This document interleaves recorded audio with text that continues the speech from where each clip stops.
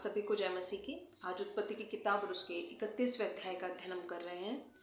यहाँ लाबान और उसके जो बेटे हैं वो याकूब से चिढ़ने लगे हैं और ये बात याकूब को पता चल चुकी है, लेकिन उसका परमेश्वर उससे कहता है कि तू अपने बाप दादाओं के देश को, अपनी जन्मभूमि को लौट जा और मैं तेरे साथ रहूँगा। याकूब इस बात को जानता था और इसीलिए उसने अपनी दोनों पत्नियों लिया और राहेल को बुलाकर कहा कि लाबान मुझसे चिढ़ने लगा है, उसके बेटे मुझसे चिढ़ने लगे हैं और तुम जानती हो कि उसने मेरी मजदूरी को 10 बार बदल दिया। लिया और राहेल इस बात से सहमत थी। उसने कहा कि मेरे परमेश्वर ने मुझसे कहा है कि मैं अपनी जन्मभूमि को लौट जाऊं और वो मेरे साथ रहेगा। दोनों पत्नियां इस बात के लिए तैयार हो गईं क्योंकि वे जानती थीं कि उनके भाई लाबान ने उन दोनों का इस्तेमाल सिर्फ अमीर बनने के लिए किया। लिया और राहेल दोनों अपने भाई लाबान से काफ़ी गुस्सा थीं, इसलिए याकूब की इस बात पर सहमत हो गईं कि वे मिलकर याकूब के जन्मभूमि की ओर चली जाएं। अब जब लाबान अपनी भेड़ों का ऊन कतरने के लिए मैदान में गया हुआ था, तब याकूब अपनी पत्नियों, अपने बच्चों और अपने जानवरों के साथ चुपचाप वहां से निकल गया और लाबान की दृष्टि से भाग गया और गिलाद देश की ओर उसने अपना मुंह किया। राहेल जब अपने पति याकूब के साथ और पूरे कुनबे के साथ गिलाद देश की ओर जा रहे थे, तब उसने एक काम किया। वो अपने ग्रह देवताओं को अपने साथ चुरा कर ले गई।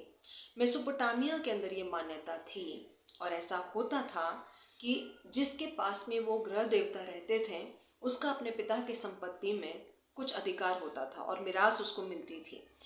और ये राहेल जानती थी कि अगर ये ग्रह देवता यहाँ रहे तो लाबान जो मेरा भाई है वो ऐसा कभी नहीं होने देगा कि वो अपनी संपत्ति में से अपनी बहनों को कुछ दे दे। इसलिए वो सारे ग्रह देवता चुरा कर ले गई। लाबान को 3 दिन के बाद पता चलता है कि याकूब अपने परिवार और जानवरों के साथ वहां से जा चुका है।